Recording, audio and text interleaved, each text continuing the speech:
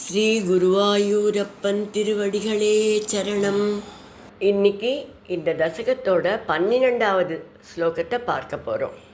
முதல்ல வார்த்தைகளை பிரித்து சொல்லலாம், பிறகு ஒவ்வொரு வரியும் சேர்த்து சொல்லலாம்.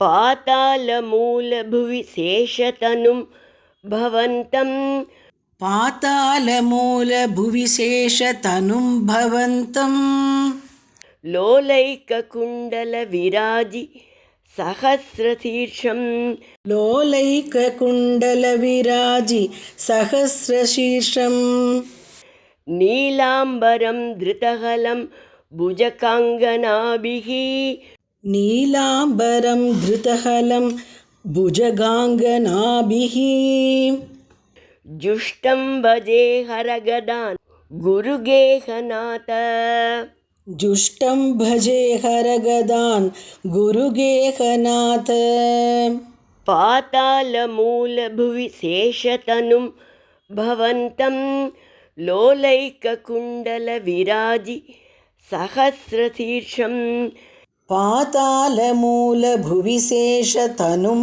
भवन्तं लोलैककुण्डलविराजि सहस्रशीर्षम् நீலாம்பரம் திருதகலம் புஜகாங்கனாபிஹி ஜுஷ்டம் பஜே ஹரகதான் குருகேஹநாத நீலாம்பரம் திருதகலம் புஜகாங்கனாபிஹி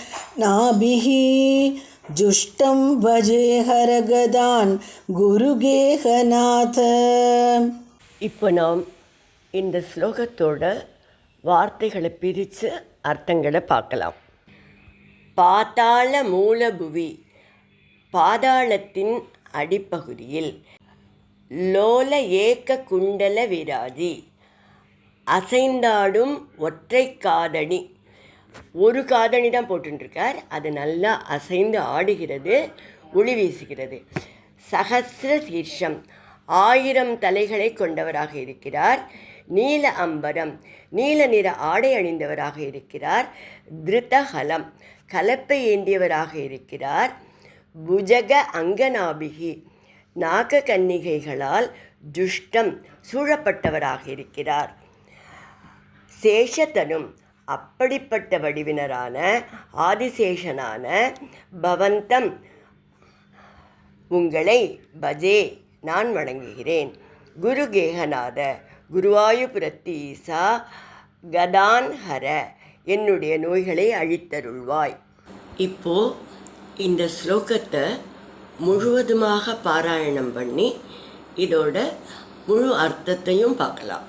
பாதாள மூல புவி சேஷதனும் பவந்தம் லோலைக குண்டல விராஜி சஹஸ்ரசீர்ஷம் நீலாம்பரம் திருதகலம் புஜகாங்கனாபிஹி ஜுஷ்டம் பஜே ஹரகதான் குருகேஹநாத. கடைசி ஸ்லோகத்தில் பகவானை பாதாளத்துக்கு கீழே எப்படி வழிபடுகிறார்கள் என்று ஸ்ரீ பட்டதிரிகள் சொல்கிறார். இங்கே ஆதிசேஷனாக வழிபடுகிறார்கள். அந்த ஆதிசேஷன் எப்படி இருக்கிறார்? அவர் அசைந்தாடுகின்ற, மிகுந்த ஒளி வீசுகின்ற ஒற்றை காதணி மட்டுமே அணிந்திருக்கிறாராம். மின்னும் 1000 தலைகளை உடையவராக நீல நிற ஆடை அணிந்தவராகவும் இருக்கிறார். கலப்பையை ஏந்தியிருக்கிறார். நாகக்கன்னிகைகள் அவரை அங்கு வழிபடுகிறார்கள். அப்படிப்பட்ட ஆதிசேஷன் வடிவில் விளங்குபவரான குருவாயூர்புரத்தி ஈசா, என் நோய்களை அழித்தருளுங்கள் என்று பிரார்த்திக்கிறார்.